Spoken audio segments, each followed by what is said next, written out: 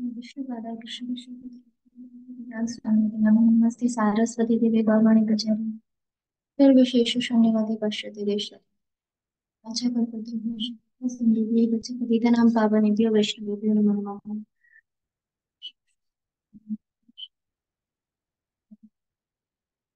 हे कृष्ण कृष्ण हरे राम हरे Ram Ram Ram.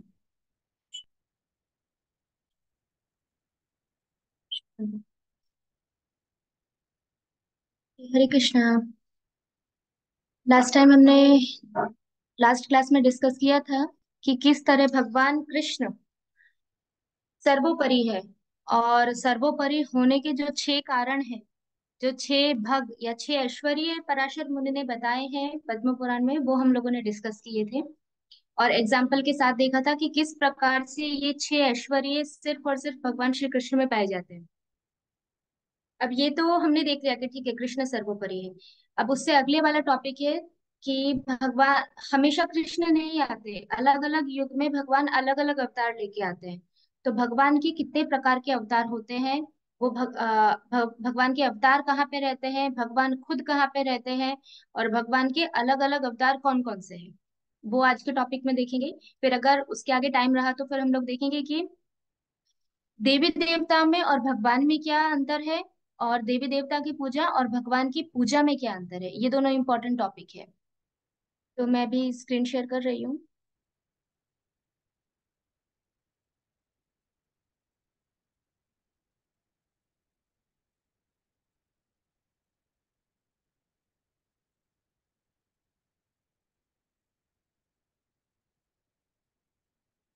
Okay, screen visible है। Yes. Okay.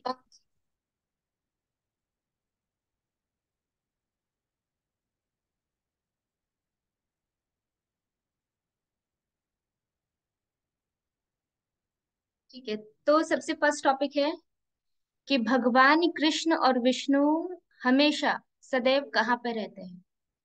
देखिए, भगवान जब भौतिक जगत में आते हैं तो भगवान अवतार लेके आते हैं, तो एक पर्टिकुलर टाइम पीरियड है कि भगवान आएंगे। जैसे भगवान जब द्वापर युग में आए तो भगवान 125 वर्ष के लिए पृथ्वी लोक पर आए।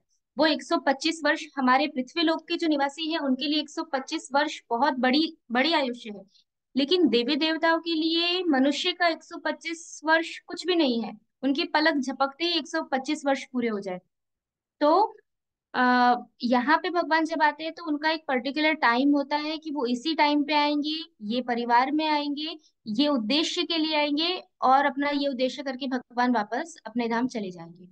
लेकिन इसका मतलब ऐसा नहीं है कि जब भगवान यहाँ पृथ्वी पे आते हैं तो भगवान का जो ओरिजिनल धाम है भगवान वहां पे नहीं होते। शास्त्र में बताया है कि भगवान नित्य रूप से अपने धाम में तो होते ही है, लेकिन जब भगवान भौतिक जगत में प्रकट होते हैं, चाहे हमारे ब्रह्मांड में प्रकट हो या किसी भी ब्रह्मांड में प्रकट हो, भगवान अपने लीला करने के लिए आते हैं, तो भगवान साइमल्टेनियसली यहाँ पे भी होते हैं और अपने धाम में भी होते हैं, क्योंकि वो भगवान है।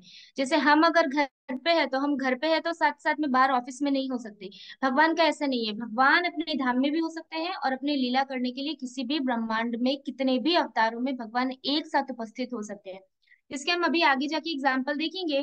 जैसे रामायण में आता है कि भगवान राम परशुराम को मिले। भगवान राम भी विष्णु तत्व है, परशुराम भी भगवान की अवतार है। तो बहुत सारे ऐसे उदाहरण आते हैं जहाँ पे भगवान अपने ही अवतार और अपने ही आप को मिलते हैं। तो आज का टॉपिक है कि पहला कि भगवान कृष्ण और विष्णु कहाँ पे रहते हैं।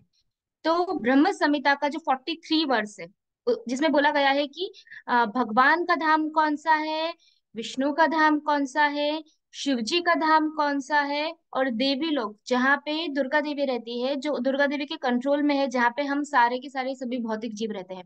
तो वो यहाँ पे ये पीपीटी में यहाँ पे समझाया हुआ है। ये चार्ट ये चार्ट में वो ये पूरा गोलोक चार्ट है। ये चार्ट से हम समझ सकते हैं कि कहाँ कहाँ पे कौन कौन सा धाम है। जैसे ये श्लोक में ऐसा बोला गया है कि गोलोक नामनि निजधामनि तले च तस्य देवी महेश हरिधाम तेषु देशु, मतलब कौन सा ऊपर है, फिर उसके नीचे क्या है, फिर उसके नीचे क्या है, ये सब प्रमाण दिए हैं ब्रह्मा जी ने खुद ब्रह्म संहिता में। अब यहाँ पे हम देख सकते हैं चार्ट में कि सबसे ऊपर है ये जो लोटस है यहाँ पे, कमल, वो कमल है गोलोक धाम। ये ये गोलोक धाम है। यहाँ पे भगवान कृष्ण रहते हैं। कौन से स्वरूप में? भगवान कृष्ण वहां पे रहते हैं अपने ग्वाल स्वरूप में, जैसे भगवान वृंदावन में थे। तो भगवान का वृंदावन वृंदावन वाला जो भाव है, राधा रानी, गोपिया, यशोदा माता, नंद महाराज, सब ग्वाल बाल, गैया चराना, ये सब कुछ यहाँ पे टॉप मोस्ट जो धाम है भगवान का, आध्यात्मिक धाम, वो यहाँ पे है। उसको बोला गया है गोलोक धाम, या फिर गोलोक वृंदावन भी बोलते हैं उसको। उसके नीचे यहाँ पे जो दिखाया है ये इतना, ये है वो भगवान सेंटर में गोलोक है, और उसके आजू बाजू में जो है वो है वैकुंठ धाम। वैकुंठ धाम मतलब वहां भगवान विष्णु अनगिनत, इनफाइनाइट, मतलब आप गिन नहीं सकते, अनकाउंटेबल रूप में भगवान विष्णु अलग अलग अपने रूप में अलग अलग वैकुंठ धाम में रहते हैं। जैसे कहीं पे भगवान वामन के रूप में रहेंगे, कहीं पे भगवान विष्णु का जैसे चतुर्भुज है, तो भगवान विष्णु के चतुर्भुज रूप की भी जैसे चार भुजाएं हैं, तो एक हाथ में कमल है, suppose for example left hand में कमल है, उसके नीचे गदा है, यहाँ पे पद्म है, शंख है। तो दूसरा जो भगवान का वैकुंठ धाम होगा उसमें इनकी पोजीशन चेंज हो जाती है, कि यहाँ पे अभी गदा आ जाएगा, इस तरीके से बहुत सारे वैकुंठ वैकुंठ धाम है। प्लस भगवान की अलग अलग लीलाओं के अकॉर्डिंग भी अलग अलग वैकुंठ धाम है, जैसे भगवान नरसिंह का धाम है, वो भी वैकुंठ में आता है।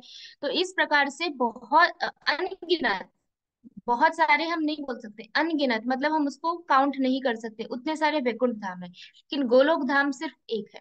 गोलोक धाम में सिर्फ कृष्ण रहते हैं और कोई नहीं होता। लेकिन वैकुंठ धाम में भगवान श्री कृष्ण के जो विस्तार है, भगवान विष्णु वो अपने अनगिनत रूपों में अलग अलग अवतारों में वैकुंठ लोक में रहते हैं। फिर वैकुंठ लोक के नीचे यहाँ पे आता है ब्रह्म ज्योति। ब्रह्म ज्योति क्या है? ये जो इतना पोर्शन है वो आध्यात्मिक जगत, और ये नीचे वाला जो ये भौतिक जगत है, आध्यात्मिक जगत और भौतिक जगत के बीच का जो लेयर है वो ब्रह्म ज्योति है। ब्रह्म ज्योति का मतलब है कि भगवान के शरीर का प्रकाश। क्योंकि आध्यात्मिक जगत में सूर्य और चंद्र की आवश्यकता नहीं है। सूर्य और चंद्रमा किसके लिए चाहिए? भौतिक जगत के लिए चाहिए, क्योंकि भौतिक जगत अंधकारमय है। लेकिन आध्यात्मिक जगत में भगवान की शरीर के प्रकाश ही वहां वहां पे प्रकाश करके रखता है। इसलिए सूर्य और चंद्रमा देवताओं की जो आवश्यकता भगवान ने बनाई है वो भौतिक जगत के लिए बनाई है, आध्यात्मिक जगत के लिए नहीं। तो यहाँ ये जो ब्रह्म ज्योति है वो भगवान का प्रकाश है। तो जो ऋषि मुनि ये मानते हैं कि भगवान निराकार है, और भगवान का साकार रूप नहीं है, और केवल वो ज्ञान के माध्यम से सिर्फ वेदों का अध्ययन करते हैं और भौतिक जगत को त्याग देते हैं, नीति नियमों का पालन करते हैं वो, और उनकी इच्छा होती है कि वो भगवान में जाके मर्ज हो जाए, भगवान में जाके विलीन हो जाए। तो वो सारे के सारे जो भी ऋषि मुनि होते हैं वो सब कहाँ पे जाते हैं? वो यहाँ पे ब्रह्म ज्योति में आते हैं। यहाँ पे ये वाला जो पोर्शन है, यहाँ पे ये वाला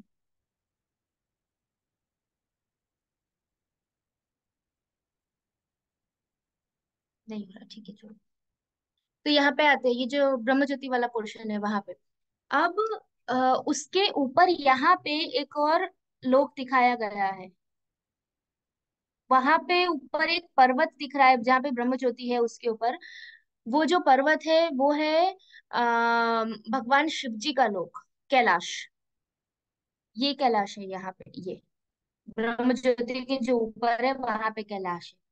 कैलाश में शिव जी रहते हैं नित्य रूप से। लेकिन अगर अगर जो भी कोई शिव जी की भक्ति करता है बिना किसी उद्देश्य से, वो यहाँ कैलाश लोक में जाता है। बट वहां पे वो नित्य लोक है, लेकिन वहां से भी गिरने की संभावना बनी रहती है। अगर आप अपराध कर देते हो तो आप कैलाश से भी वापस नीचे भौतिक जगत में गिर सकते हैं। लेकिन अगर कोई वैकुंठ चला जाता है या गोलोक चला जाता है तो वहां से कोई भी वापस नहीं आता। इसका प्रमाण है भगवत गीता। भगवत गीता में भगवान बोलते हैं कि जो भी कोई मेरे नित्य धाम को प्राप्त करता है वो वहां से कभी वापस नहीं आता। लेकिन अगर कोई देवी देवताओं की पूजा करके देवी देवताओं के लोक में जाता है तो वहां से वो अपने पुण्य खत्म होने के बाद 110% भौतिक जगत में आता है, आता है और आता है।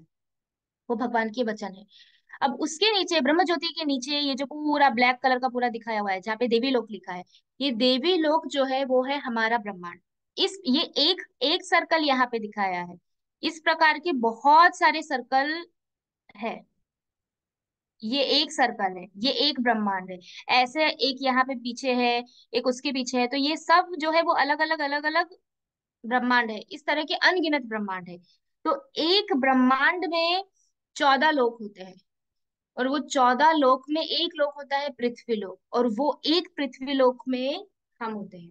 इसी प्रकार अनगिनत ब्रह्मांड होते हैं, और अनगिनत ब्रह्मांडों में अनगिनत हमारे यहाँ पे 14 लोक है। जरूरी नहीं है कि हर ब्रह्मांड में 14 लोक हो।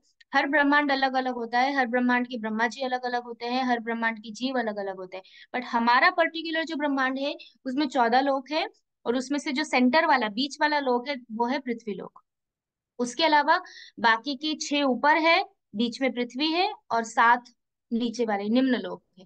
तो ये पूरा का पूरा गोलोक चार्ट है।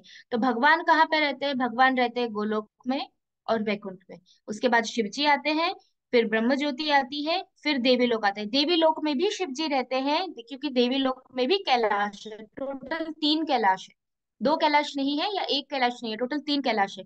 तो हर एक ब्रह्मांड में भी जो कैलाश है, भौतिक कैलाश, वहां पे भी शिव जी रहते हैं। और वो वाला कैलाश जब ब्रह्मा जी की मृत्यु होती है, 100 वर्ष पूरे होते हैं, तो वो कैलाश का सर्व मतलब नाश हो जाता है, तो वहां वो भौतिक जगत का कैलाश होता है। तो ये पूरा का पूरा, इसको बोलते हैं गोलोक चार्ट। ये गोलोक चार्ट है।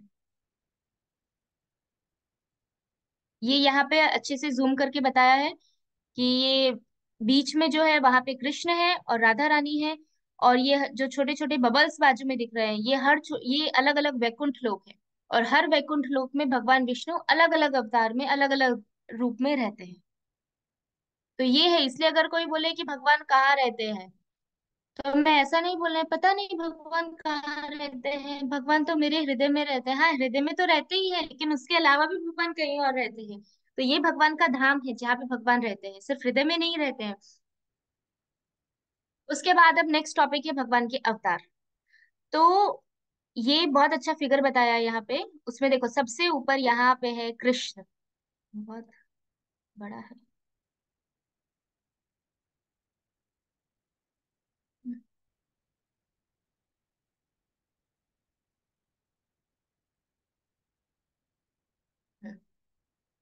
यहाँ पे है कृष्ण, फिर यहाँ कृष्ण से पूरा विस्तार हो रहा है। फिर उसमें से भगवान के सब अलग अलग अवतार आ रहे हैं यहाँ पे नीचे। ये सब भगवान के अवतार हैं। ये सारे अवतार हम लोग आज देखेंगे कि उनके नाम कौन सी कैटेगरी में आते हैं और क्यों आते हैं।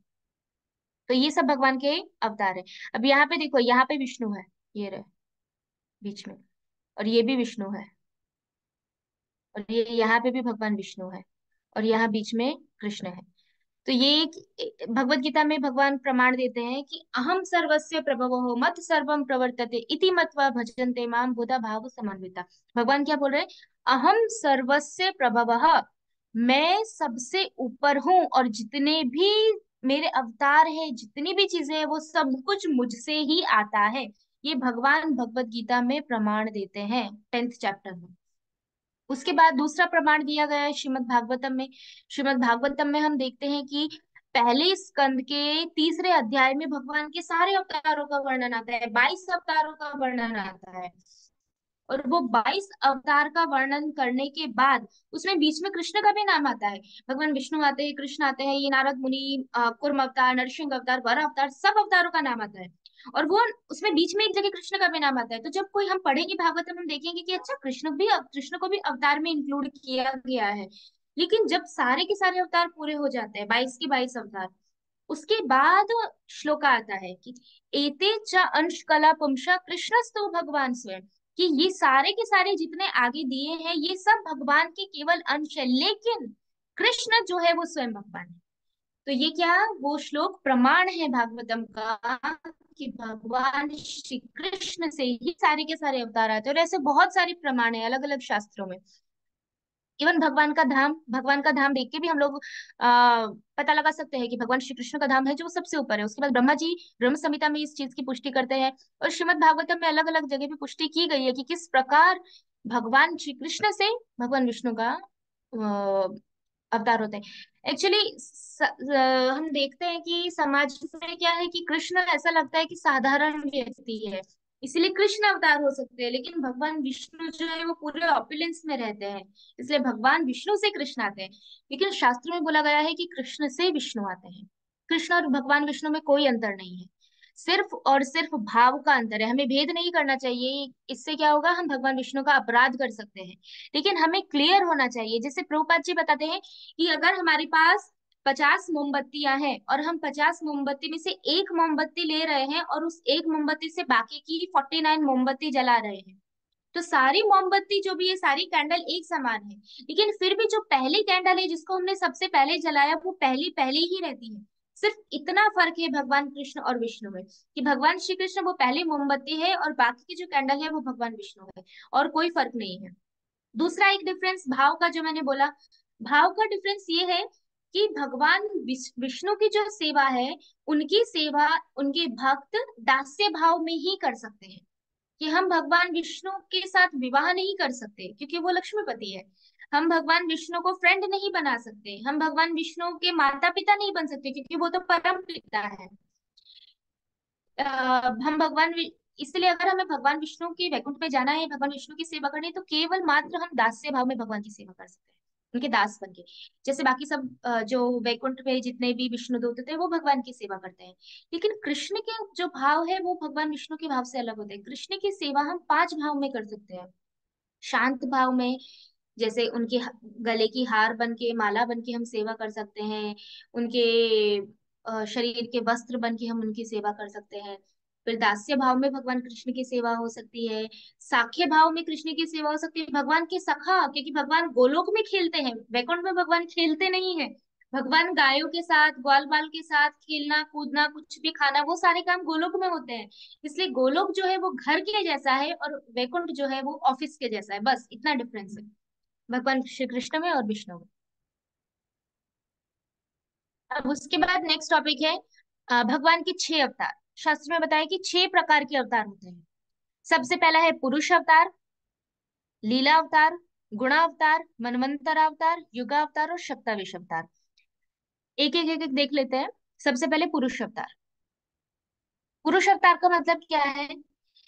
आ, भगवान श्री कृष्ण का विष्णु रूप में, विष्णु तक जो भगवान अपने आप को जब विष्णु रूप में प्रकट करते हैं, वो भगवान की जो विष्णु रूप है, 3 प्रकार के जो विष्णु होते हैं, वो तीनों विष्णु को भगवान का पुरुष अवतार बोला जाता है। तो किस प्रकार श्री कृष्ण से विष्णु आते हैं वो हम लोग देखेंगे नेक्स्ट स्लाइड में, पुरुष अवतार के बारे में।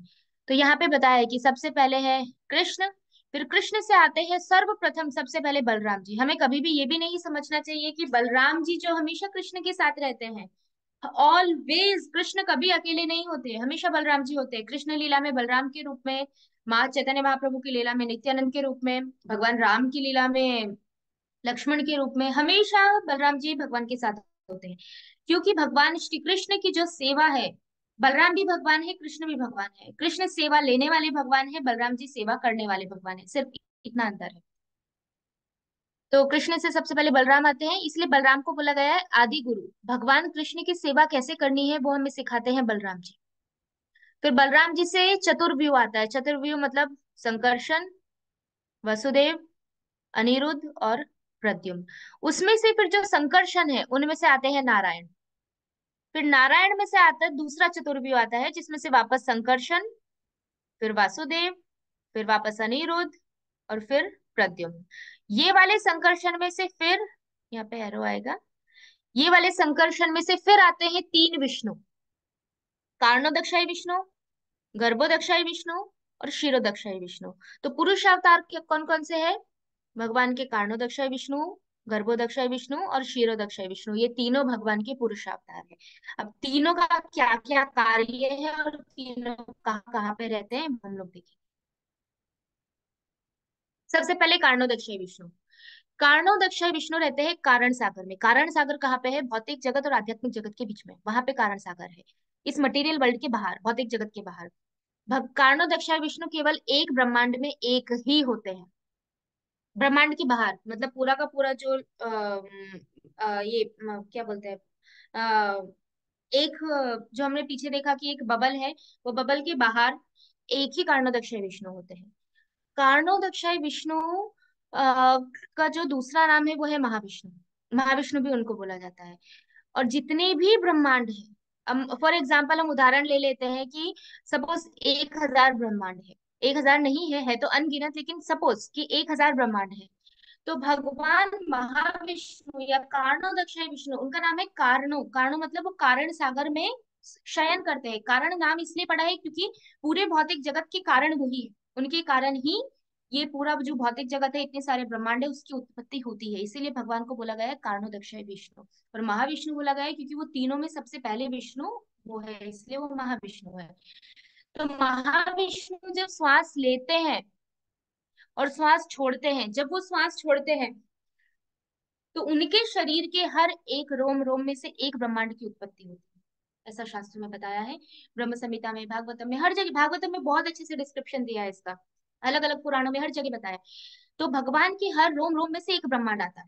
तो आप सोचिए, एक ब्रह्मांड इतना बड़ा है, तो भगवान महाविष्णु का हम इमेजिनेशन भी नहीं कर सकते। और वो भगवान महाविष्णु जो है, वो संकर्षण में से आते हैं, और वो संकर्षण नारायण में से आते हैं, और वो नारायण दूसरे संकर्षण में से आते हैं, और वो संकर्षण बलराम में से आते हैं, और वो बलराम कृष्ण में से आते हैं। तो कृष्ण का हम कृष्ण की भक्ति को इतना सस्ता ले लेते हैं कि बस थोड़ा सा भजन किया, थोड़ा नाम लिया कृष्ण का, और मेरे कृष्ण मेरे लल्ला ऐसा करते हैं, ऐसे भगवान प्राप्त होंगे? ऐसे तो कितने सारे जीव है, कितने ब्रह्मांड है, जहाँ वो लोग ये जानते भी नहीं है कि कृष्ण कौन है। तो इतनी इतनी सरलता से भगवान श्री कृष्ण नहीं मिलते हैं। तो यहाँ पे बताया है। तो ये जो है, कोई अनम्यूट है? हाँ, आई डोंट नो देखा। दृष्टि।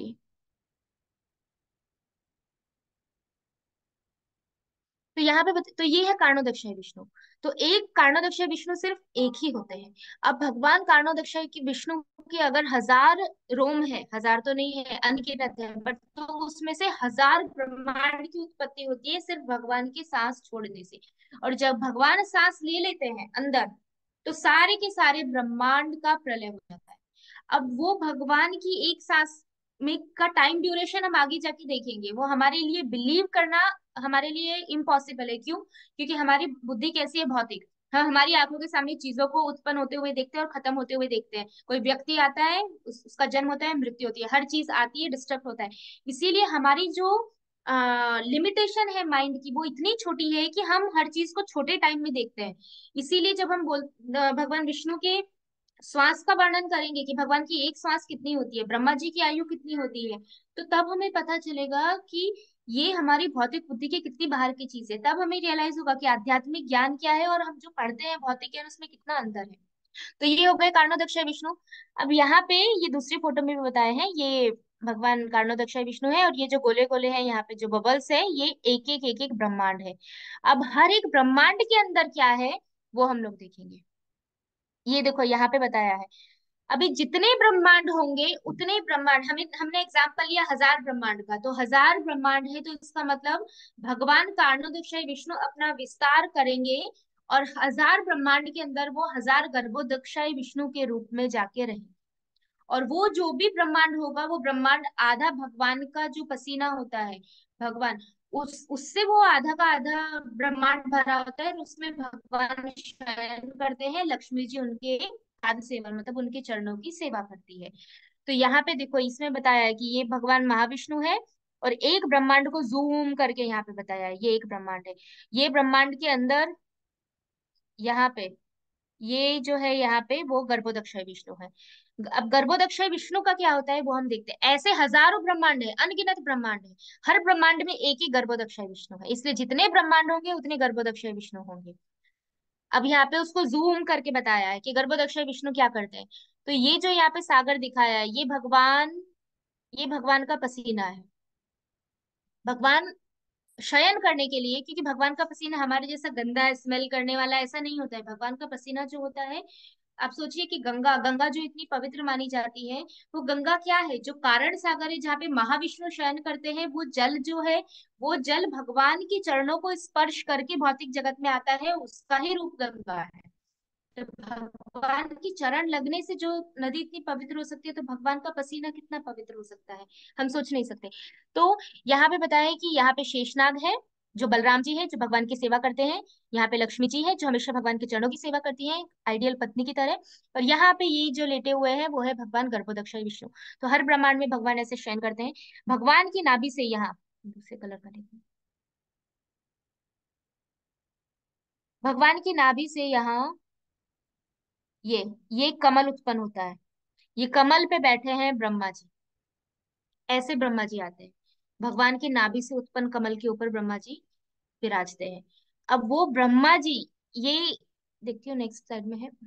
अभी इसमें कैसा है कि यहाँ पे अगर ऊपर ऐसे कमल है और ये कमल की नीचे की स्टेम है, और यहाँ पे भगवान गर्भोदक्ष विष्णु की नाभि है जिसमें से ये कमल उत्पन्न होता है।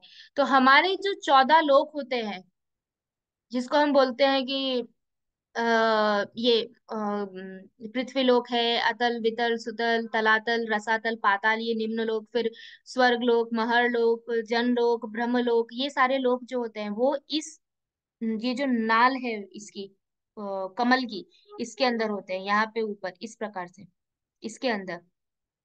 तो यहाँ पे 14 लोक होते हैं, उसमें जो सेंटर में होता है वो पृथ्वी लोक। तो सोचो हम तो कहाँ पे है, वो पृथ्वी लोक के अंदर। वो पृथ्वीलोक, ये जो कमल के नाल है ये इसके अंदर होते हैं, 14 की 14 लोग। तो ये हर एक ब्रह्मांड के अंदर ही सर्जन होता है। तो यहाँ पे आ गए, ये रोल हो गया गर्भोदक्षय विष्णु का, कि गर्भोदक्षय विष्णु ब्रह्मा जी को उत्पन्न करते हैं और ब्रह्मा जी फिर भगवान का ध्यान करके तपस्या करके 14 की 14 जो लोक है उनका सर्जन करते हैं। उसके बाद आते हैं तीसरे विष्णु, क्षीरोदक्षय विष्णु। क्षीरोदक्षय विष्णु दो जगह पे रहते हैं। एक तो क्षीर सागर, जो भौतिक जगत में ही होता है। क्षीर सागर, क्षीर का मतलब होता है दूध। तो दूध का जो सागर है, क्योंकि भागवतम में वर्णन आता है कि अलग अलग प्रकार के सागर होते हैं, जैसे जो वाइन होती है, लिकर, उसका वाइन का सागर होता है, जल का सागर होता है। हमारा जो पृथ्वी लोक है उसमें जो सागर है वो जल का सागर है, खारे पानी का सागर है। वैसे ही बहुत सारे अलग अलग जो प्लैनेट्स है अलग अलग, वहां पे अलग अलग प्रकार के सागर होते हैं। दूध का सागर होता है, गन्ने के रस का सागर होता है, मध हनी का सागर होता है, लिकर का सागर होता है। इस प्रकार अलग अलग सागर का वर्णन आता है शास्त्र में। तो भगवान क्षीर सागर में रहते हैं, मतलब दूध का जो सागर होता है वहां पे भी भगवान विष्णु होते हैं, उनके साथ उनकी पत्नी लक्ष्मी जी होती है। तो क्षीरोदक्षय विष्णु दो जगह पे रहते हैं। एक तो क्षीर सागर में रहते हैं। जब क्षीर सागर में उनके रहने का कारण ये है कि जब भी कोई प्रॉब्लम आती है, ऑलवेज देवी देवताओं को जब भी कोई प्रॉब्लम होती है तो देवी देवता हमेशा प्रॉब्लम के टाइम पे भगवान विष्णु के पास जाते हैं। तो वो कौन से विष्णु के पास जाते हैं? क्षीरोदक्षय विष्णु के पास। कारणोदक्षय विष्णु तो बाहर है, वहां तो वो जाते ही नहीं है। इसलिए सारे देवी देवता भगवान को प्रार्थना करने के लिए, उनकी सहायता मांगने के लिए हमेशा क्षीरोदक्षय विष्णु के पास जाते हैं। तो ये भगवान क्षीरोदक्षय विष्णु का पहला कार्य है। दूसरा, कि भगवान क्षीरोदक्षय विष्णु अब एक ब्रह्मांड में एक गर्भोदक्षय विष्णु हो गए। अब मान लो वो एक ब्रह्मांड के अंदर 1 करोड़ जीव है। अब हम बोलते हैं ना हमारे हृदय में परमात्मा है, तो वो परमात्मा कौन है? तो अगर 1 करोड़ जीव है, चाहे चींटी कीड़े मकोड़े कुछ भी हो, वो 1 करोड़ जीव के हृदय में भगवान क्षीरोदक्षय विष्णु अपना विस्तार करते हैं और हर जीव के हृदय में परमात्मा के रूप में रहते हैं। तो ये भगवान क्षीरोदक्षय विष्णु का दूसरा कार्य है, कि भगवान, हम भगवान का विद्रोह करते हैं, भगवान की भक्ति छोड़ देते हैं, भगवान को मानते नहीं है, हम चाहे कितने भी गिरे हुए क्यों ना हो, फिर भी भगवान इतने कृपालु है कि हर जीव के साथ उसके हृदय में रहते हैं, ताकि कभी अगर उसको सद्बुद्धि आए, उसको पता चले कि मेरे जीवन का उद्देश्य क्या है, तो भगवान उसकी सहायता करे और उसको भक्तों से मिलाए और वो भगवान को के बारे में जान सके। तो इसीलिए भगवान परमात्मा रूप में हमेशा हर जीव के हृदय में होते हैं। भगवान उस जीव की इच्छा, वो जीव इच्छा करता है, वो इच्छा को सैंक्शन करने का, उसको अनुमति देने का कार्य भी भगवान परमात्मा रूप में क्षीरोदक्षय विष्णु ही करते हैं। तो ये क्षीरोदक्षय विष्णु के दो कार्य हैं। अभी उसके बाद एक और दूसरी पीपीटी है जो मैं शेयर करूंगी, उसमें हम भगवान के दूसरे अवतार के बारे में देखेंगे, लीला अवतार और वो सब। ये पुरुष अवतार पूरा हो गया। ठीक है। ये हमने अभी देखा कि 6 प्रकार के अवतार होते हैं, पुरुष अवतार, लीला अवतार, ये सब। उसमें पुरुष अवतार हम ऑलरेडी देख चुके हैं। अब दूसरे वाला है लीला अवतार। लीला अवतार का मतलब ये है कि भगवान कोई एक पर्टिकुलर लीला करने के लिए एक पर्टिकुलर रूप धारण करके भौतिक जगत में आते हैं। भगवान की लीला अवतार के अनगिनत उदाहरण हैं, हम सारे नहीं ले सकते, इसलिए मैंने कुछ कुछ यहाँ पे 5 या 6 जितने उदाहरण लिए हैं जो हम लोग सब जानते हैं, वो हम लोग देख लेंगे। जैसे यहाँ पे ये भगवान के कौन से अवतार है? ये सबसे पहले फिगर में ये है मत्स्य अवतार। भगवान के जो फिश वाला भगवान ने जो अवतार लिया था वो भगवान मत्स्य अवतार भी आए थे। क्यों आए थे? क्योंकि उन भौतिक जगत को प्रलय से बचाने के लिए आए थे। और ऊपर से उनके एक सत्यव्रत मुनि, उनके एक राजा थे सत्यव्रत राजा, उनकी रक्षा करने के लिए भगवान भौतिक जगत में आए थे। उसके बाद उन्होंने असुरों का भी वध किया था। तो ये भगवान की एक पर्टिकुलर यही लीला थी, बस ये लीला के लिए भगवान यहाँ पे आए, ये मत्स्य अवतार। उसके बाद दूसरे है भगवान नरसिंह। नरसिंह अवतार, नरसिंह अवतार की जो लीला है वो भी भगवान सिर्फ अपनी नरसिंह लीला करने के लिए आए, मतलब प्रहलाद महाराज की रक्षा करने के लिए और हिरण्यकशिपुर का वध करने के लिए। तो इसीलिए नरसिंह भगवान भी भगवान के लीला अवतार है।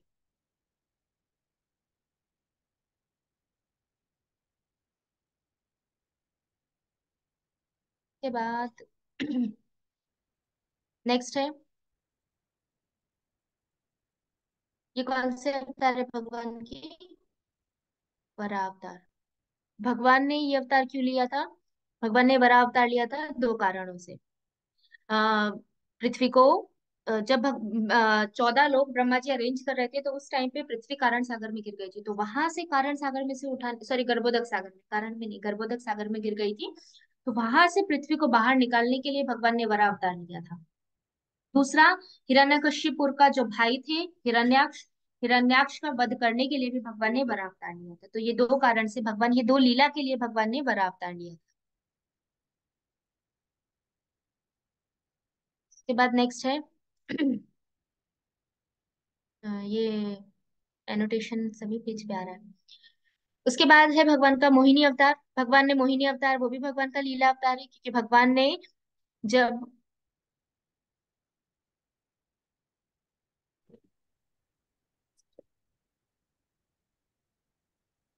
यहाँ पे ऐसा,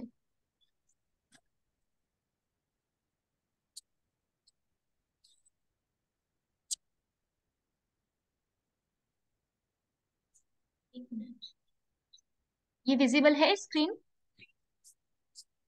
हरे कृष्णा। नहीं है, नहीं है माता जी। नहीं विजिबल? हाँ, एक मिनट।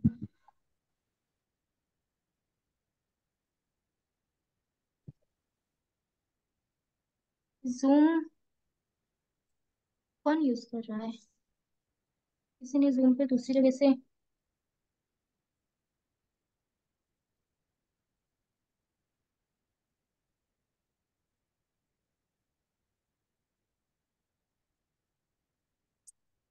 हरे कृष्णा प्रिया माता जी।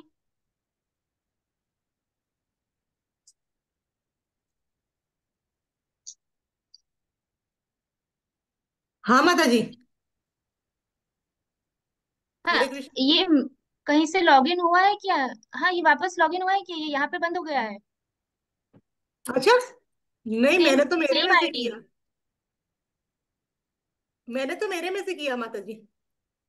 ओके, तो फिर यहाँ पे देखो मैं बोल रही हूँ तो मेरा नाम ही आ रहा है, देखा? तो आपको स्क्रीन शेयरिंग नहीं दिख रहा है? स्क्रीन शेयरिंग में सिर्फ क्षीरोदक्षाई विष्णु वाला दिख रहा है।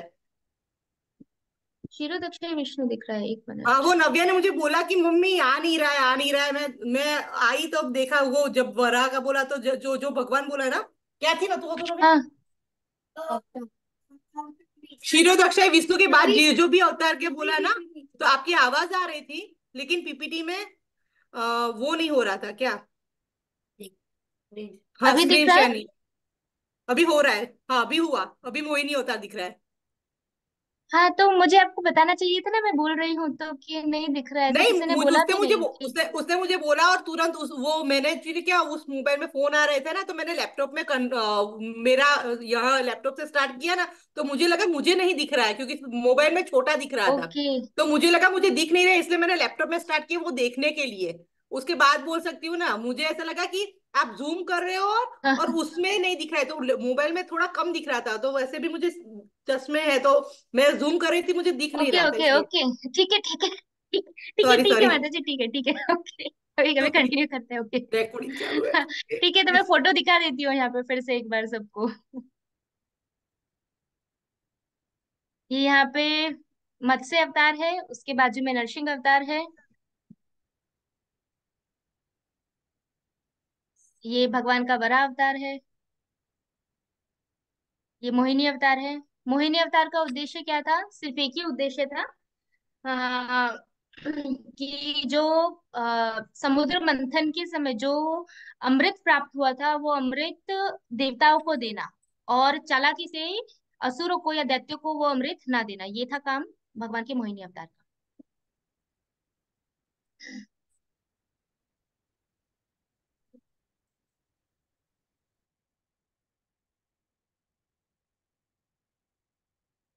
उसके बाद नेक्स्ट।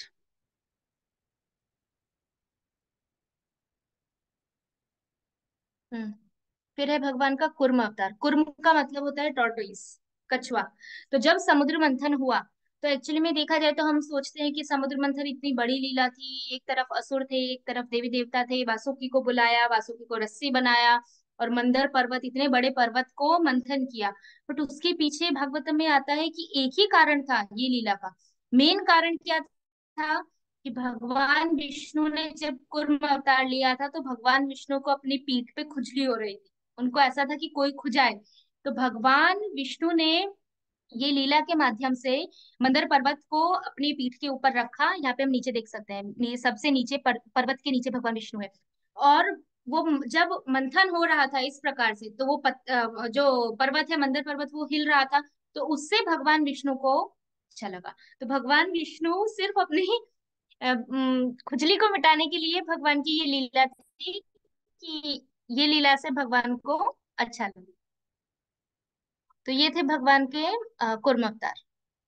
उसके बाद यहाँ पे है वामन अवतार। वामन अवतार हम सभी जानते हैं कि उनका अवतार क्यों हुआ था? क्योंकि जब बलि महाराज थे, तो बलि महाराज से उन्होंने तीन बोला कि मुझ मैं तो ब्राह्मण हूँ, छोटा ब्राह्मण, मुझे सिर्फ तीन पैर जमीन चाहिए, तीन पग में जितनी जमीन आएगी उतने मैं लूंगा। और फिर बलि महाराज ने क्या किया? देवताओं की सहायता के लिए ऐसा किया था, क्योंकि बलि महाराज जो थे उन्होंने सारे के सारे स्वर्ग लोग, जितने भी 14 लोग थे, उन सभी के ऊपर। और बलि महाराज असुरों में आते थे। वो भगवान के भक्त थे, लेकिन उनका जो वंश था वो असुरों का वंश था। तो इसीलिए उनके पास से पावर लेने के लिए, और बलि महाराज को राजा थे तो उनको बंदी बनाने के लिए भगवान ने ऐसी लीला की। और फिर उनसे तीन पूरे के पूरा ब्रह्मांड भगवान ने ले लिया, और फिर देवताओं को दे दिया। लेकिन क्योंकि वो भगवान के भक्त थे, इसलिए भगवान ने ये सभी लोग देवताओं को दे दिए, लेकिन भगवान खुद बलि महाराज के आ, द्वारपाल बन के उनके साथ सुतल लोक में रहने लगे। और उस भगवान ने पूरा का पूरा जो लोक है वो बलि महाराज को दे दिया। और ऐसा बोला जाता है कि भगवान की कृपा से सुतल लोक स्वर्ग से भी ज्यादा सुंदर है, और वहां पे भगवान बलि महाराज के साथ रहते हैं। तो ये भगवान के वामन अवतार थे। उसके बाद तीसरी कैटेगरी आती है गुण अवतार। गुण अवतार मतलब तीन प्रकार के गुण है: सतोगुण, रजोगुण, तमोगुण। उसमें भगवान की जो सतोगुण की अवतार है वो विष्णु है, रजोगुण की अवतार जो है वो ब्रह्मा है, और तमोगुण की जो अवतार है वो शिव जी है। अभी भगवान विष्णु जो है वो तीन गुणों के परे है। भगवान विष्णु सतोगुण के अवतार है, लेकिन भगवान विष्णु खुद तीन गुणों के परे है। वो सतोगुण में, रजोगुण में या तमोगुण में कभी नहीं आते। लेकिन सतोगुण इसलिए बोला है क्योंकि भौतिक जगत का सर्जन करने के लिए रजोगुण की आवश्यकता है, उसको मेंटेन करने के लिए सतोगुण की आवश्यकता है, और उसका संहार करने के लिए, उसको डिस्ट्रॉय करने के लिए तमोगुण की आवश्यकता है। इसलिए भगवान विष्णु मेंटेन करते हैं, ब्रह्मा जी उत्पन्न करते हैं, और शिव जी क्या करते हैं? भौतिक जगत का संहार करते हैं। इसीलिए ये तीनों के तीनों गुणों के अकॉर्डिंग भगवान के तीन अलग अलग अवतार है। फिर भी विष्णु जो है वो विष्णु तत्व में आते हैं, शिव जी जो है वो शिव तत्व में आते हैं, और ब्रह्मा जी जो है वो जीव तत्व में आते हैं। ब्रह्मा जी तो जीव है, ब्रह्मा जी तो 100 साल जीते हैं, उसके बाद ब्रह्मा जी की मृत्यु हो जाती है। फिर उसके बाद वो ब्रह्मा जी ने अगर भक्ति की है तो वो वैकुंठ चले जाते हैं, और अगर वो ब्रह्मा जी ने भक्ति नहीं किया तो वो भौतिक जगत में हमारी तरह जीव बन के आ जाते हैं। शिव जी शिव तत्व में आते हैं। शिव तत्व जो है वो जीव और विष्णु तत्व के बीच का तत्व है। और भगवान विष्णु जो है वो तो भगवान है, विष्णु तत्व है। तो यहाँ पे तीन फोटो दिखाए हैं। ये है भगवान विष्णु का, उसके बाद ये ब्रह्मा जी, और यहाँ पे शिव जी। तो ये भगवान के तीन गुण अवतार है। उसके बाद है मनवंतर अवतार। मनवंतर अवतार में यह है कि ब्रह्मा जी का एक दिन, एक भौतिक ब्रह्मांड की आयुष्य कितनी है? एक भौतिक ब्रह्मांड कब तक रहता है? ब्रह्मा जी के 100 साल तक। अब ब्रह्मा जी का 100 साल कितना होता है वो मैं अभी आगे बताऊंगी। तो वो ब्रह्मा जी के 100 साल में से उनका जो एक दिन होता है, ब्रह्मा जी के एक दिन में 14 मनु आते हैं। जैसे स्वयंभू मनु, इस प्रकार अलग अलग मनु है, तो वो 14 मनु ब्रह्मा जी के एक दिन में आते हैं। और हर मनु में 14 मनु हुए, तो हर एक मनु का जो काल होता है उसको मनवंतर बोलते हैं। उस एक मनवंतर में भगवान के अलग अलग अवतार होते हैं, तो उनको बोला जाता है मनवंतर अवतार। जैसे यहाँ पे बताया है कि ब्रह्मा जी के एक दिन में 14 मनु आएंगे, तो 14 मनवंतर हुए। 14 मनवंतर में ये 14 सीक्वेंस में दिए हैं यहाँ से: यज्ञ, विभु, सत्यसेन, हरि, वैकुंठ, अजीत, वामन, सार्वभौम। ये इस प्रकार से 14 भगवान के अवतार है, जो 14 मनवंतर में आते हैं। और फिर ब्रह्मा जी का दूसरा दिन होता है, तो फिर से 14 मनवंतर आते हैं, फिर से भगवान के ये 14 अवतार आते हैं। फिर ब्रह्मा जी का तीसरा दिन होता है, तो फिर से 14 मनवंतर होते हैं, फिर ये 14 अवतार आते हैं। इस प्रकार से ब्रह्मा जी के हर दिन में ये भगवान के 14 अवतार आते हैं। अब हमें लग रहा है एक दिन में भगवान के 14 अवतार, ये तो बहुत बड़ी चीज है। सॉरी, ब्रह्मा जी के एक दिन में, तो अभी हम देखेंगे कि ब्रह्मा जी का एक दिन कितना होता है।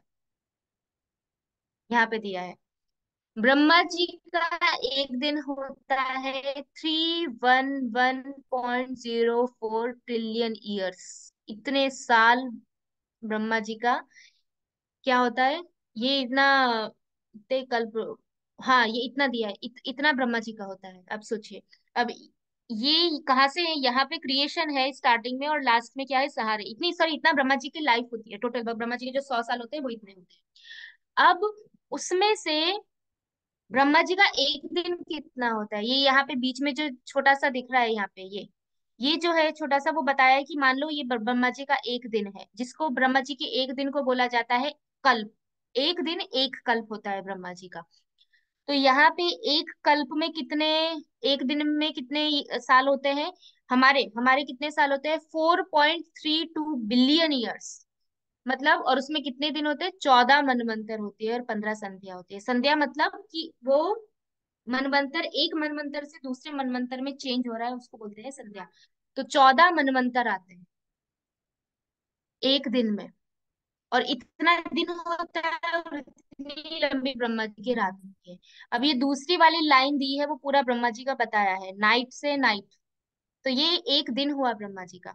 अब एक दिन में 14 मनवंतर आते हैं, इसीलिए ये लाइन को 14 भागों में डिवाइड किया गया है। और एक भाग क्या होगा? एक मनवंतर होगा। अब एक मनवंतर में कितने साल होते हैं? 306.72 मिलियन ईयर्स, इतना बोला गया है। तो ये एक मनवंतर है, जो तीसरी लाइन है ना, वो एक मनवंतर बताई है। एक मनवंतर में 71 दिव्य युग होते हैं। अभी वो जो भी दिव्य युग है वो यहाँ बीच में छोटा सा बताया है। अब एक दिव्य युग की जो आयुष्य होती है वो कितनी होती है? 4.32 मिलियन ईयर्स। 4.32 मिलियन ईयर्स का मतलब क्या होता है कि 43 लाख, मतलब 40, 41, 42, 43 43 लाख ईयर्स, इतना एक होता है, एक दिव्य युग होता है। और इस प्रकार के एक मनवंतर में 71 दिव्य युग होते हैं। और 71 तो एक मनवंतर में होते हैं, तो सोचो 14 मनवंतर में कितना होगा। और वो 14 मनवंतर एक दिन होता है। और इस प्रकार के ब्रह्मा जी के कितने सारे दिन होते हैं? 100 साल होते हैं। एक साल में 365 दिन होते हैं, ऐसे उनके 100 साल होते हैं। तो इस तरह से ये पूरा का पूरा वर्णन यहाँ पे दिया गया है। और जो युग है वो 4 युग, युगों का लास्ट वाली लाइन में बताया है कि उसमें से सतयुग, त्रेता युग, द्वापर युग और कलयुग। सबसे बड़ा होता है सतयुग, जो होता है 17, लगभग 17 लाख वर्षों तक। उसके बाद होता है त्रेता युग, जो लगभग 13 लाख वर्षों का होता है। उसके बाद द्वापर युग होता है, जो लगभग 8, 8.5 लाख वर्ष का होता है। और उसका आधा होता है कलयुग, जो लगभग 4.5 लाख, 4.5 से थोड़ा कम, 4,32,000 साल का होता है। तो ये है, और ये कलयुग के 4,32,000 वर्षों में से हमारी आयुष्य कितनी होती है? सिर्फ 50 साल। अब सोचो, हम कहाँ हैं? कलयुग के किस छोटे से कोने में है, और कहाँ ब्रह्मा जी है। और वो ब्रह्मा जी की नाभि में ये 14 लोग हैं। और वो ब्रह्मा जी की जो जो कमल है जिसके ऊपर वो बैठे हैं, वो कमल की जो स्टेम है उसमें 14 लोग हैं। और वो ब्रह्मा जी भगवान गर्भोदक्षाय विष्णु की नाभि से उत्पन्न होते हैं। और वो गर्भोदक्षाय विष्णु भगवान कार्णोदक्षाय विष्णु से आते हैं। और वो कार्णोदक्षाय विष्णु संकर्षण से आते हैं, संकर्षण आते हैं नारायण से वो नारायण आते हैं, दूसरे संकर्षण से वो संकर्षण आते हैं, बलराम से और वो बलराम आते हैं कृष्ण से। तो कहाँ ब्रह्मा जी और कहाँ कृष्ण और कहाँ हम, इससे हम पता लगा सकते हैं। फिर भी हम कितना घमंड करते हैं, हमारे पास ये है, हमको भगवान की भक्ति करने की क्या जरूरत है? इसीलिए जरूरत है क्योंकि इतने बड़े बड़े देवी देवता भी भगवान की वर्शिप करते हैं।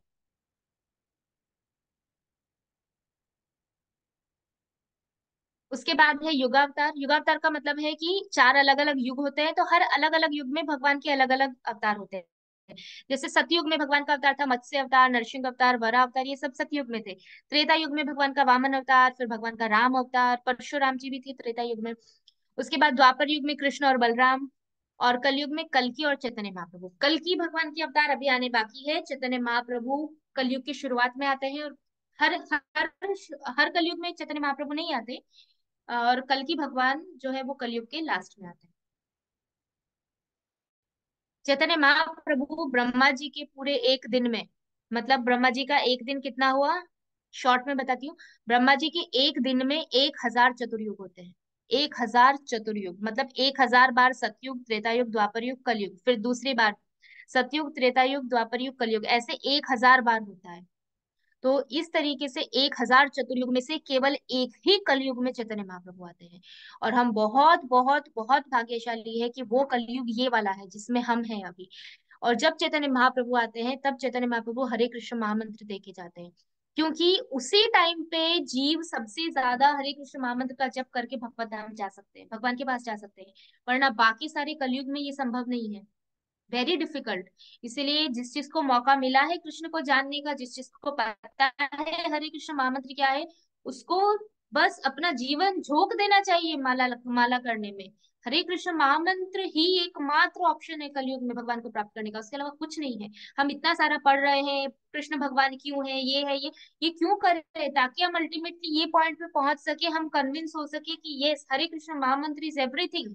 उसके अलावा कुछ भी नहीं है, भगवान का नाम ही कलयुग में सब कुछ है। तो तो इसीलिए चैतन्य महाप्रभु का जो अवतार है वो सबसे कृपालु अवतार है। चैतन्य महाप्रभु ने जो सबसे टॉप मोस्ट की चीज है, जो ब्रह्मा जी को, शिव जी को, बड़े बड़े देवी देवताओं को नहीं मिलती, वो चीज चैतन्य महाप्रभु ने, भगवान का जो अवतार है कलयुग के, उन्होंने ऐसे हमारे जैसे जो एकदम सबसे गिरे हुए जीव है, जिन्होंने भगवान का इतना विद्रोह किया, उनको चैतन्य महाप्रभु ने ऐसे दे दिया है कि लो हरे कृष्ण महामंत्र लो और जप करो और मेरे पास आ जाओ। तो वो भगवान चैतन्य महाप्रभु का अवतार है। उसके बाद है शक्ताविश अवतार। शक्तावेश का मतलब क्या है कि भगवान कोई एक पर्टिकुलर जीव में पर्टिकुलर शक्ति देते हैं किसी एक ही कार्य के लिए, और वो जीव आता है और वो कार्य करता है और फिर वो चले जाते हैं। और उसमें ऐसा भी जरूरी नहीं है कि हर बार जीव ही हो, कभी कभी भगवान खुद भी शक्तावेश अवतार के रूप में आते हैं।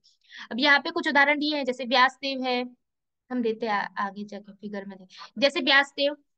व्यासदेव का अवतार केवल और केवल भगवान, व्यासदेव भगवान के अवतार है, बट व्यासदेव का अवतार क्यों हुआ, केवल और केवल शास्त्र लिखने के लिए। तो व्यासदेव में भगवान ने बाकी सारी शक्तियां नहीं दी। जैसे भगवान राम में शक्ति है, वो सर्जन कर सकते हैं, भगवान कृष्ण में शक्ति शक्ति है, सर्जन कर सकते हैं, व्यासदेव नहीं कर सकते। तो व्यासदेव को भगवान ने जो शक्ति दी है वो है शास्त्र लिखना, इसीलिए व्यासदेव शक्ताविश अवतार है भगवान के। उसके बाद भगवान बुद्ध। भगवान बुद्ध भी शक्ताविश अवतार है, क्योंकि भगवान बुद्ध आए थे जब लोगों ने इतनी हिंसा चालू कर दी थी, वेदों में से वेदों का गलत मिसयूज करके, वेदों का कि ठीक है वेदों में लिखा है कि हिंसा कर सकते हैं तो हिंसा करो, मीट खाओ, ये सब किया। तो भगवान कृष्ण ने अपनी शक्ति सिर्फ और सिर्फ नॉनवेज को रोकने के लिए, हिंसा को रोकने के लिए भगवान बुद्ध का अवतार लिया। और उन्होंने बोला सारे सारे के सारे शास्त्र छोड़ दो। व्यासदेव के रूप में उन्होंने शास्त्र लिखे पहले, और जब व्यासदेव के बाद फिर भगवान बुद्ध आते हैं और फिर भगवान बुद्ध ने बोला कि शास्त्र छोड़ दो, क्योंकि बट उस टाइम पे जरूरत थी हिंसा रोकने की, इसलिए ये भगवान का शक्ताविश अवतार है, जिसका कार्य था सिर्फ हिंसा रोकना। उसके बाद नारद मुनि। नारद मुनि भी भगवान की शक्ताविश अवतार है। नारद मुनि में भगवान ने शक्ति दी है कि वो हर जगह जाके भगवान का गुणगान करते हैं, वो कहीं रुकते नहीं है और वो कांस्टेंट भगवान के नाम का कीर्तन करते हैं। फिर है चतुर्ष कुमार। जो चार कुमार है, चार कुमार जो है वो भी कांस्टेंट भगवान की सेवा करते हैं, हर जगह जाते हैं, भगवान का ग्लोरिफिकेशन करते हैं, वो भी भगवान के शक्ताविश अवतार है, जिनमें भगवान ने कुछ स्पेसिफिक शक्ति दी है जो उनमें ही है और किसी में नहीं है, वो मतलब है शक्ताविश अवतार का। फिर भगवान नर नारायण। नर नारायण तो, नारायण तो साक्षात यहाँ पे भगवान ही है, और नर जो है वो अर्जुन है। तो भगवान नर नारायण के रूप में आए तपस्या सिखाने के लिए कि किस प्रकार से तपस्या करनी चाहिए। उसके बाद भगवान कपिल देव आए। भगवान ने कपिल मुनि का अवतार लिया, जिसमें वो अपनी माता देवहूति को बताते हैं कि सांख्य योग क्या होता है। और पूरा सांख्य योग उन्होंने देवहूति माता को सिखाया, जो श्रीमद् भागवतम की तीसरे स्कंद में आता है। उसके बाद ऋषभ देव है। आजकल जो जैन है, वो जैन जिनको फॉलो फॉलो करते हैं, उसी परंपरा की स्टार्टिंग हुई ऋषभ देव से। तो ऋषभ देव भगवान के अवतार है। ऋषभ देव ने भी सिखाया वैराग्य क्या होता है, वो भगवान के अवतार थे। तो इस प्रकार से अलग अलग अवतार है भगवान के, जो अलग अलग शक्ति जिनमें दी गई है कोई एक पर्टिकुलर कार्य। तो ये हुआ शक्त्यावेश अवतार। ठीक है, अभी ये दूसरी वाली स्लाइड दिख रही है। वापस क्षीरोदक्षय विष्णु दिख रहा है सभी को? नहीं। नहीं दिख रहा है ना? ओके, तो मैं उसको स्टॉप नहीं करती हूँ। माता जी।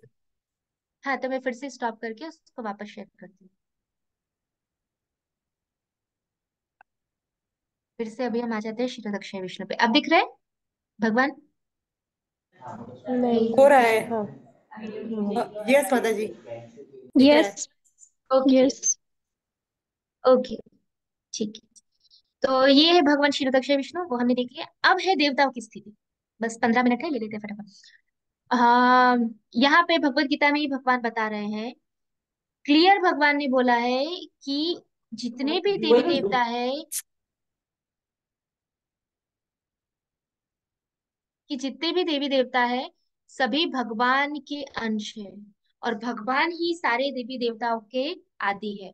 और अभी हमने ऑलरेडी आगे प्रमाण देखा कि हर देवी, देखो ये देखो, शिव जी का हमने देखा कि एक उनकी टॉप मोस्ट स्थिति है।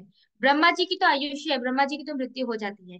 उसके बाद बाकी के जो इंद्र, चंद्र, वायु, सूर्य, ये सारे के सारे जो देवी देवता है वो सब तो स्वर्ग में रहते हैं। स्वर्ग तो ब्रह्मा जी का हर दिन जैसे ही खत्म होता है, हर ब्रह्मा जी का दिन खत्म होते ही स्वर्ग का विनाश हो जाता है, और सारे देवी देवता ब्रह्मलोक में चले जाते हैं, क्योंकि ब्रह्मलोक का विनाश नहीं होता। तो फिर वापस ब्रह्मा जी का दिन होता है, तो सारे देवी देवता फिर से ब्रह्मा जी सर्जन करते हैं वापस से स्वर्ग का, तो फिर सारे देवी देवता नीचे आते हैं। तो ये देवी देवताओं की स्थिति है। और भगवान की स्थिति क्या है कृष्ण की, वो ऑलरेडी हम देख चुके हैं। उसके बाद नेक्स्ट है, हम्म, देवी देवताओं में और भगवान में अंतर, बहुत इंपॉर्टेंट है। सबसे फर्स्ट, देवी देवता अनेक है और भगवान एक है। देवता 33 करोड़, 33 करोड़ देवी देवता है। अब आप सोचो, कोई सोच सकता है कि ये सब तो अंधविश्वास है, 33 करोड़ कैसे हो सकते हैं? तो आप देखो, एक छोटी सी आप कंट्री ले लो, एक भारत को ले लो। भारत, अभी हमने देखा कि पूरे के पूरे ब्रह्मांड को आप देखो, और वो ब्रह्मांड के अंदर अंदर पृथ्वी पे जाओ, पृथ्वी में से भारत में जाओ, तो कितना छोटा है वो ब्रह्मांड के कंपेयर में। फिर भी एक देश को चलाने के लिए कितने नेता चाहिए, कितने नेता है? आप सोचो कि लाखों नेता नेता की जरूरत होती है। हर स्टेट में इतने सारे, फाइनेंस मिनिस्टर अलग होता है, ये डिपार्टमेंट के मिनिस्टर अलग होते हैं, ट्रांसपोर्ट के मिनिस्टर अलग होते हैं, हर चीज के आप देखा देखा जाए तो नेता अलग अलग होते हैं। ये तो अलग अलग स्टेट के हैं, उस स्टेट के अंदर वापस सिटी के अलग अलग, डिस्ट्रिक्ट के अलग अलग होते हैं, फिर सेंट्रल लेवल पे अलग अलग होते हैं। तो जब एक छोटी सी कंट्री के लिए हमें यहाँ लाखों मनुष्य की जरूरत है जो मैनेजमेंट कर सके, तो ये पूरे के पूरे ब्रह्मांड का मैनेजमेंट थोड़ी इजी है। वायु कब जानी चाहिए, वर्ष बारिश कब होनी चाहिए, कहाँ पे कौन सा प्रलय आना चाहिए, अग्नि है, इतनी सारी चीजें हैं, इसको कंट्रोल करने के लिए देवी देवता चाहिए ना। तो भगवान ने हर एक डिपार्टमेंट अलग अलग देवता को दिया हुआ है। हेल्थ का डिपार्टमेंट अलग को दिया है, अश्विनी कुमार है वो हेल्थ संभालते हैं। वायु का डिपार्टमेंट वायुदेव को दिया है, जल का डिपार्टमेंट वरुण देव को दिया है। अब उनके अंडर में भी दूसरे छोटे छोटे देवी देवता होते हैं जो कार्य करते हैं। तो इस प्रकार से देवता बहुत सारे हैं, भगवान केवल एक है। उसके बाद देवता जो है वो भगवान के अंश है। भगवान भगवत गीता में बोलते हैं, ममे वंश जीव लोके जीव होता सनातना। सभी देवी देवता, मनुष्य, सारे जीव भगवान के अंश। भगवान परिपूर्ण है, भगवान कंप्लीट है। भगवान खुद अंश नहीं है, भगवान पूर्ण है। देवता भगवान की एक शरणागत सेवक होते हैं, जो भगवान के कहने पे वो पर्टिकुलर डिपार्टमेंट संभालते हैं और सेवा करते हैं। इसके इतने सारे उदाहरण आते हैं। जैसे इंद्र ने जब वर्षा की, इंद्र को घमंड आ गया, जब भगवान ने फिर गोवर्धन लीला की, तो उसके बाद इंद्र बोलते हैं कि प्रभु हम देवता है, हम कभी भी रजोगुण में आ जाते हैं, तमोगुण में आ जाते हैं, हम भूल जाते हैं कि हमारी स्थिति क्या है और आपकी स्थिति क्या है, और इस वजह से हम आपका अपराध कर बैठते हैं, इसलिए आप क्षमा कीजिए। ब्रह्मा जी ने सेम गलती की। जो अ, इसके गायों के बच्चे थे और भगवान के जो फ्रेंड थे गौ बालक, उनको सबको चुरा लिया। फिर बाद में वो भी क्षमा मांगते हैं कि प्रभु हम गुणों के अंदर आ जाते हैं, रजोगुण की तमोगुण के कारण हम भूल जाते हैं कि आपकी स्थिति क्या है। उसी प्रकार से जब भगवान राम समुद्र को प्रार्थना करते हैं कि आप हमें शरण दे दो जाने के लिए, तो समुद्र देवता नहीं आते। तो भगवान राम की सिर्फ क्रोध से समुद्र उबलने लगता है, और भगवान जैसे ही धनुष चढ़ाते समुद्र देवता आते हैं और भगवान को प्रार्थना करते हैं कि हम तो रजोगुण तमोगुण के कारण प्रभु भूल जाते हैं कई बार कि आप भगवान, और हमारा कार्य सिर्फ और सिर्फ आपकी सेवा करना है। इसीलिए आप हमें क्षमा करो, क्योंकि आप इतने दयालु हो कि आप हमारे जैसे सेवकों को क्षमा कर सकते हो। तो ये है, इसीलिए देवता भगवान की सेवक है और भगवान परम पूजनीय है। उसके बाद देवता परमेश्वर के द्वारा सर्जित है। देवताओं का सर्जन किसने किया है? भगवान ने। और भगवान कौन है? वो भौतिक सर्जन के परे है। ब्रह्मा जी बोलते हैं ब्रह्म संहिता में, अनादिर आदिर गोविंद सर्व कारण कारणम। अनादिर आदि मतलब भगवान आदि है, सबकी शुरुआत भगवान से हुई है, लेकिन खुद वो अनादि है, मतलब उनकी कोई शुरुआत नहीं है, इसलिए भगवान का सर्जन नहीं होता। अगर उनका सर्जन होता तो फिर वो भगवान नहीं। उसके बाद बोला है, और भगवान जो भौतिक जगत में आते हैं तो वो प्रकट होते हैं। वो उनका बहुत हमारी तरह बर्थ नहीं होता, भगवान सिर्फ प्रकट होते हैं। उसके बाद पांचवा है, भौतिक प्रकृति के गुण उनमें विद्यमान है, मतलब सतोगुण रजोगुण तमोगुण ये सब में वो आते, ऊपर नीचे अप डाउन चलता रहता है। इसीलिए देवी देवताओं से बहुत बार गलतियां भी हो जाती है। जैसे हम देखते हैं इंद्र से बहुत बार मिस्टेक होती है। फिर जो उनके चंद्र देवता से कितनी बार मिस्टेक हुई है। तो ये सबसे गलतियां होती रहती है, क्योंकि उनमें भौतिक प्रकृति के गुण आते जाते रहते हैं। लेकिन भगवान परम नियंता है, भगवान सबके कंट्रोलर है, और भगवान तीनों गुणों के परे है। उसके बाद है कि भौतिक जगत का संचालन करने के लिए देवताओं को विविध शक्ति भगवान प्रदान करते हैं। अगर कोई जैसे हमने अभी एग्जांपल लिया वरुण देव है, तो वरुण देव को शक्ति किसने दी? भगवान ने दी कि ठीक है आप ये डिपार्टमेंट संभालोगे। वायु देव को शक्ति भगवान ने दी, आप ये डिपार्टमेंट संभालोगे। और इसकी भी पुष्टि कौन करते हैं? भगवान भगवत गीता में खुद करते हैं। उसके बाद लिखा है यहाँ पे कि परमेश्वर की इच्छा के ये इधर का इधर आ गया।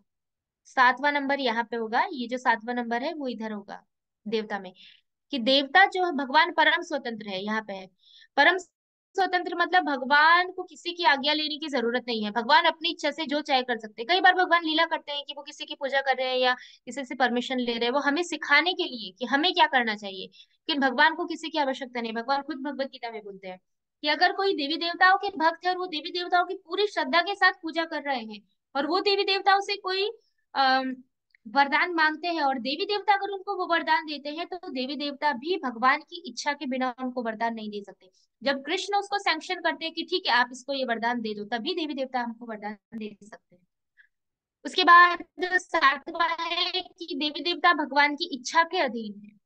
लेकिन भगवान क्या है? भगवान का दिव्य शरीर है। भगवान जन्म मृत्यु जरा व्याधि ये सब के परे है, और भगवान स्वतंत्र है। भगवान को किसी की इच्छा की परमिशन लेने की जरूरत नहीं है। उसके बाद देवी देवताओं का क्या है? उनका शरीर जो है वो पूरी तरीके से आध्यात्मिक नहीं होता।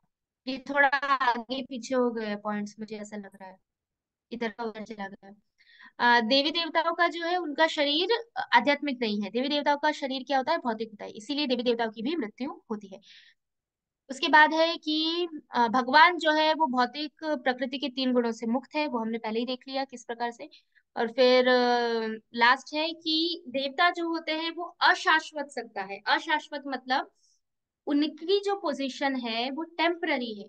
इतने टाइम पीरियड के लिए ये इंद्र है, उसके बाद दूसरा इंद्र आएगा। इंद्र जो है वो एक पोजीशन है, ब्रह्मा जो है वो पोजीशन है, ये चंद्र जो है वो एक पोजीशन है। ये सारी पोजीशन है, उस पे जो पर्टिकुलर जीव तपस्या करके वो स्थिति प्राप्त कर सकता है। उसके बाद जब उसका कोटा खत्म हो जाएगा तो वो वहां से आ जाता है, उसको वहां से नीचे आ जाता है। इसलिए वो टेम्पररी है, क्योंकि उनकी देवता टेम्पररी है तो उनकी जो पोजीशन है वो भी टेम्पररी है। भगवान शाश्वत है, भगवान कभी मरते नहीं है, भगवान की सत्ता कभी नीचे नहीं आती, इसलिए भगवान को बोला गया है वो शाश्वत परमेश्वर है। ये डिफरेंस। Last topic, 5 minute. देवताओं की पूजा और भगवत गीता, सॉरी, भगवान की पूजा में क्या अंतर है? भगवत गीता के 7th चैप्टर के 23 श्लोका में बोला गया है। भगवान बोलते हैं जो लोग कम बुद्धि वाले होते हैं, जो लोग आध्यात्मिक आध्यात्मिक लेवल जिनका ऊंचा नहीं होता, ऐसे लोग देवी देवताओं की शरण में जाते हैं। भगवान ने बोला है मूढ़ा, मूढ़ा मतलब कम बुद्धि वाले। उसके बाद बोला है कि भागवतम में, जैसे बोला भागवत में भी कहा गया है, इवन भगवत गीता की, जो बहुत हाई इंटेलिजेंस वाले लोग हैं, वो लोग ही जन्मों जन्म तक देवी देवताओं की पूजा करने के बाद, शुद्धिकरण होने के बाद, भक्तों की कृपा के बाद, बहुत सारे पुण्य कर्मों के बाद वो भगवान की पूजा में आते हैं। भगवान भगवत गीता में बोलते हैं मनुष्य नाम सहस्त्र, सहस्त्र सहस्त्र मनुष्यों में, हजारों हजारों मनुष्य में से कोई एक भगवान की भक्ति की तरफ आ पाता है। तो ये भगवान की भक्ति की अम, दुर्लभता है।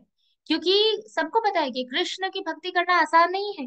भगवान कृष्ण बोलते हैं भागवतम में कि मैं किसी को धन दे दूंगा, सब कुछ दे दूंगा, मुक्ति भी दे दूंगा, कि ठीक है तुमको मुक्ति चाहिए, जाओ तुम मुक्त हो जाओगे, लेकिन मैं हर किसी को भक्ति नहीं देता। तो भगवान की भक्ति इतनी रेयर है। उसके बाद दूसरा है कि देवी देवता जो वरदान देते हैं वो भौतिक होते हैं और नाशवंत होते हैं। मतलब वो हमें शाश्वत लाभ नहीं दे सकते। शाश्वत लाभ क्या होता है?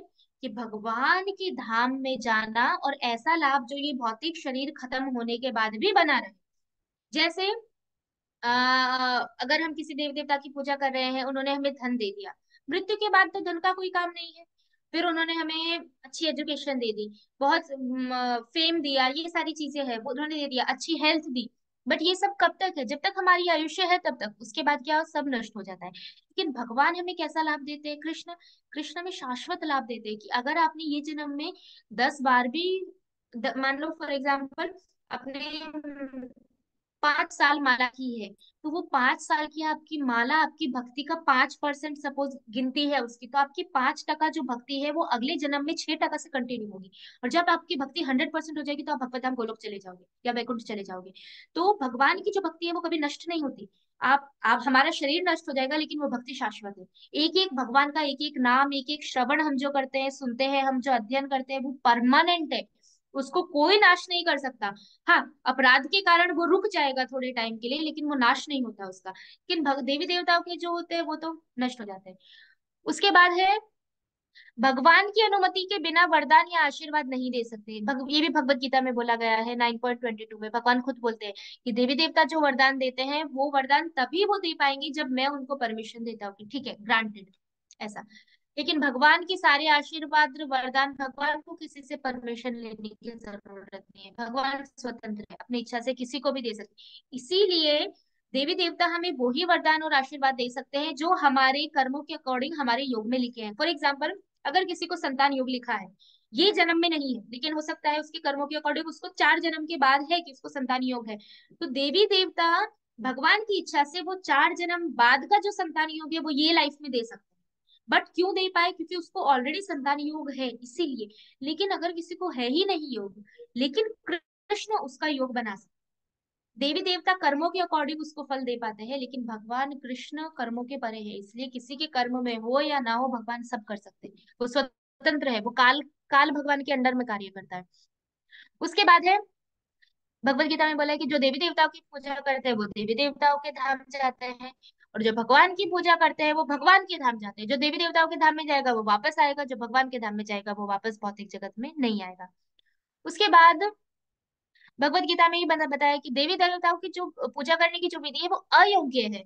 अयोग्य इसीलिए है क्योंकि हम भौतिक ले रहे हैं, थोड़ा सा प्योरिफिकेशन होगा, शुद्धिकरण होगा, फिर दूसरी बार जन्म लेंगे, फिर देवी देवताओं की पूजा करेंगे। फिर तो अगर हमें, फॉर एग्जाम्पल, हमें 15वें फ्लोर पे जाना है, तो वहां से हमारे पास भगवान की भक्ति करना मतलब सीधा हम लिफ्ट से जा रहे हैं। देवी देवताओं की पूजा करना मतलब एक जन्म में एक स्टेप, दूसरे जन्म में दूसरा स्टेप, तीसरे जन्म में तीसरा स्टेप, ऐसे करके इतने जन्मों के बाद आप ऊपर पहुंच पाओगे। और ऊपर पहुंच के भी जो ऊपर के स्टेप है वो तो कृष्ण के ही है। वहां तो आपको कृष्ण की भक्ति पे पहुंचना ही पड़ेगा, क्योंकि जीव किसी देवी देवता का अंश नहीं है, जीव भगवान का अंश है। तो उसको अल्टीमेटली किसी ना किसी जन्म में तो कृष्ण की भक्ति पे पहुंचना ही पड़ेगा। वो ये जन्म में नहीं पहुंचेगा तो कोई बात नहीं, बट उसको किसी ना किसी जन्म में जाना ही पड़ेगा। उसके पास दूसरा ऑप्शन है ही नहीं। क्योंकि जीव किसी भी देवी देवता का अंश नहीं है, भगवान की अंश है, तो उसको भगवान की भक्ति करनी ही पड़ेगी। बाया बाया बाया बाया करेंगे तो करोड़ों करोड़ों जन्मों में पहुंचेंगे, और डायरेक्ट जाएंगे तो 2 या 3 जन्म में अपनी भक्ति के अनुसार भगवत धाम पहुंच जाएंगे। उसके बाद बोला है देवी देवता परम वरदान नहीं दे सकते।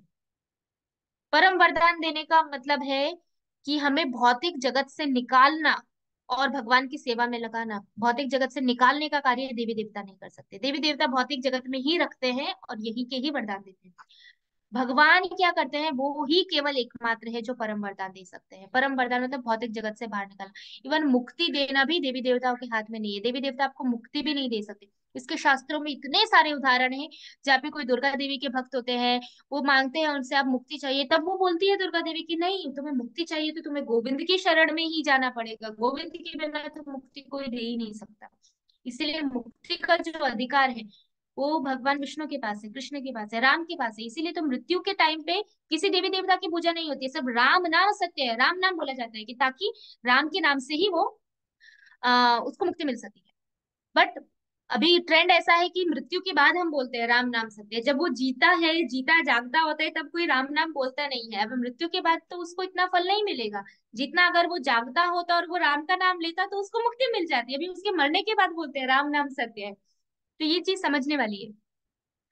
उसके बाद है देवी देवता जो चाहते हैं वही देते हैं। अगर किसी को चाहिए, जैसे हम लेंगे आगे वाली क्लासों में बहुत सारे उदाहरण लेंगे जिसमें वृत्रासुर वृत्रासुर की कथा आती है, फिर उसके बाद रावण की कथा आती है, कंस, हिरण्यकशिपु, हिरण्याक्ष, फिर मेघवर्ण जो उनके पुत्र थे रावण के, मेघवर्ण ही नाम था। हाँ शायद। तो ये सब थे, कुंभकर्ण। इन सबको ये वरदान मेघनाथ। कहाँ से प्राप्त हुए? मेघनाथ। मेघनाथ। मेघनाथ, ओके। तो तो ये सारे वरदान असुरों को कब मिले, कहाँ से? असुरों को जितने भी वरदान है वो सब देवताओं ने ही तो दिए। शिव जी ने वरदान दिए हैं, ब्रह्मा जी ने वरदान दिए हैं, इंद्र ने, चंद्र ने, ये सब वरदान देते हैं और फिर वही वरदानों का फायदा उठा के वही असुर उन्हीं देवी देवताओं को परेशान करते हैं। इतने सारे एग्जाम्पल है, इतने सारे एग्जाम्पल है। तो इसीलिए अगर असुर मांग रहा है कि मुझे इतनी शक्ति चाहिए कि मैं पूरे ब्रह्मांड का नाश कर सकूं, तो देवी देवता की अगर वो पूजा करता है तो देवी देवता खुश हो जाते हैं और वरदान दे देते हैं। अब वो जब ब्रह्मांड का नाश करेगा तो देवी देवताओं को तो प्रॉब्लम आएगा ना, तब फिर वो भगवान विष्णु के पास जाते हैं। तो इसीलिए वो जो चाहते हैं वो वरदान दे देते हैं। जैसे एक छोटा बच्चा है, अगर वो चाकू मांग रहा है, वो चाकू मांगता है अपने माता पिता से कि मुझे चाकू चाहिए खेलने के लिए, तो माता पिता उसको नहीं देंगे क्योंकि माता पिता को पता है अगर उसको चाकू देंगे तो वो नुकसान करेगा। बट देवी देवता किसके जैसे होते हैं कि दुकान वाला है और दुकान वाला बच्चा मांग रहा है चाकू, उसको लग रहा है कि ठीक है बच्चे को दूंगा तो मेरा चाकू बिक जाएगा, वो दे देते हैं। तो उसका हानि होगा या लाभ होगा वो नहीं देखते। भगवान क्या देते हैं, जिसकी जरूरत होती है वो ही देते हैं। भगवान धन भी आपको तभी देंगे अगर उनको लगेगा आपको जरूरत है और आप धन के आने से भगवान को नहीं छोड़ोगे। भगवान आपको हर चीज वही देंगे जिसकी आवश्यकता है। फिर भी अगर हम बहुत बहुत बहुत मांग मांग मांग मांग मांग मांग करते हैं तो भगवान क्या करते हैं, हमको भौतिक चीज दे देते हैं और भगवान को बोलते हैं अब तुम जाओ। इसीलिए भगवान से जब भी मांगना हो तो ऐसी चीज मांगनी चाहिए जो हमारी भक्ति में बाधा ना बने। बस ये सबसे इंपॉर्टेंट है। फिर लास्ट है 8वां, भौतिक फल। देवी देवता जो भी देते हैं उसका भौतिक फल होता है, मतलब वो जो फल है वो नाशवान होता है, वो थोड़े टाइम तक रहता है फिर नष्ट हो जाता है। लेकिन भगवान जो देते हैं वो क्या देते हैं, सबसे हाईएस्ट चीज जो है वो है भगवान की भक्तिमय सेवा। भगवान की सेवा हर किसी को नहीं मिलती, बहुत बहुत बहुत बहुत दुर्लभ जीव को ही भगवान की सेवा मिलती है, वो भी भगवान की और भक्तों की कृपा से, वरना जीव को भगवान की सेवा नहीं मिलती।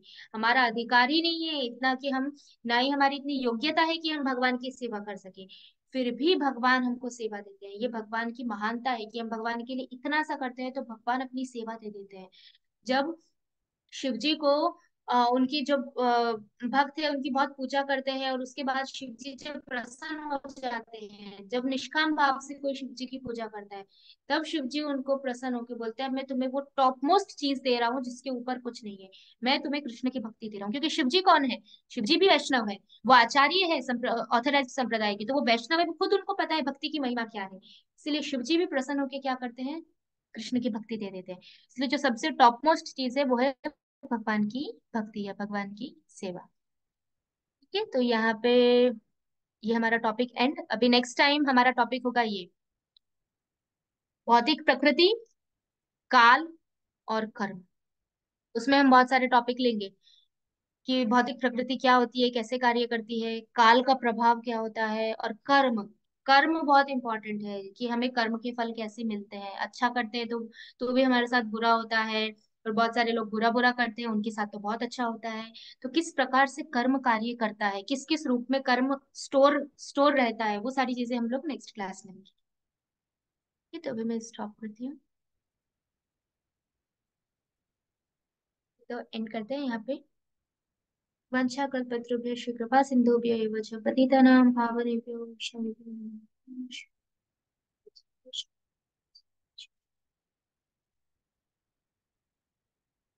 मिलते हैं नेक्स्ट क्लास में। कुछ पे डाउट हो तो आप मुझे मैसेज करके पूछ सकते हैं या कॉल करके। हरे कृष्णा। हरे कृष्ण।